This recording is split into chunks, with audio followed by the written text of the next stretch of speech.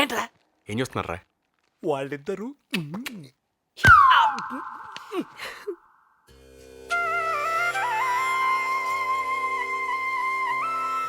అచ్చు దేవత సినిమాలో ఎన్టీ రామారావు గారు లాగా ఉన్నారు. నీ దిష్టే తగిలేట్టుందో. ఆహా, ఆ. దిష్టి పోయిందా? అబ్బో ఆ కలర్ లో కాటికేం తెలుస్తుంది, తెల్ల చొక్క పెట్టాల్సి ఉంటుంది. తయారు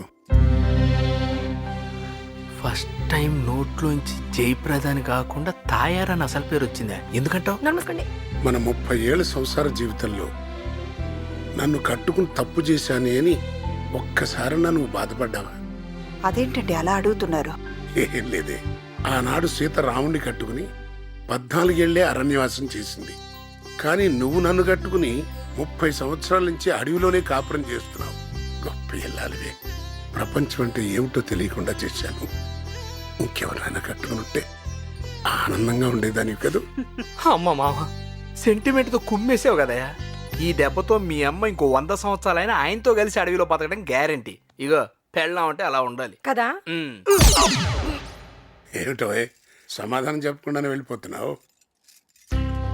మన పెళ్లి రోజు కానుక. మన 30 సంవత్సరాల జీవితంలో నేను ఏడ్చింది 2 సార్లే. మొదటిసారి మా నాన్న పోయినప్పుడు, రెండోసారి మీరు ఇలా అడిగినందుకు. ఇంకెప్పుడు ఇలాంటి ప్రశ్నలు అడగండి. ఇంకా నా ముఖం మీకు చూపించను. సారీరా, సారీ. ముందా కొడాయి కట్టే.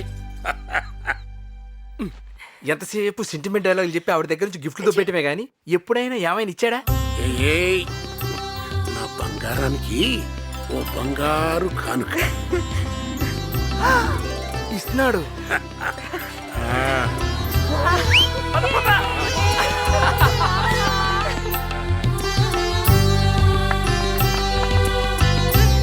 Thank you. థ్యాంక్స్ మామగారు, అత్తగారికి మంచి గిఫ్ట్ ఇచ్చినందుకు.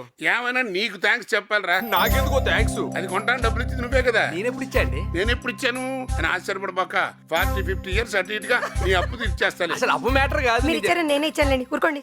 ఓ నాయన నా కంప ముంచావు కదే. ఇదిగో కొట్టాలి. ఎవరిది ఫోన్ మోగుతుంది? చూడు ఫోన్.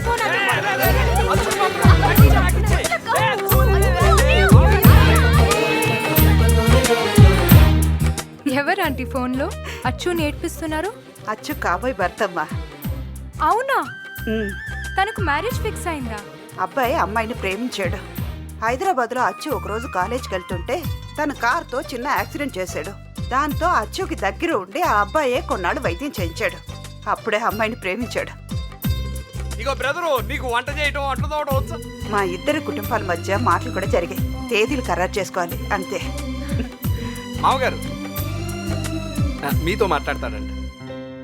హలో, అవునా? శుభం. ఈ ఫోన్ మూలంగా కుటుంబ సభ్యులందరికీ తెలియపరుచున్నది ఏమనగా, జాతరైన వెంటనే బావగారు అల్లుడు గారు తాంబూలాలు ముచ్చుకోవడానికి వస్తున్నారు. తెలుసా, ఆ బాధ తట్టుకోలేక ఇదిగో పట్ట పగలే బందు కొడుతున్నా, నీళ్లు కూడా కలపకుండా. ఏంటిది? ఆపండి.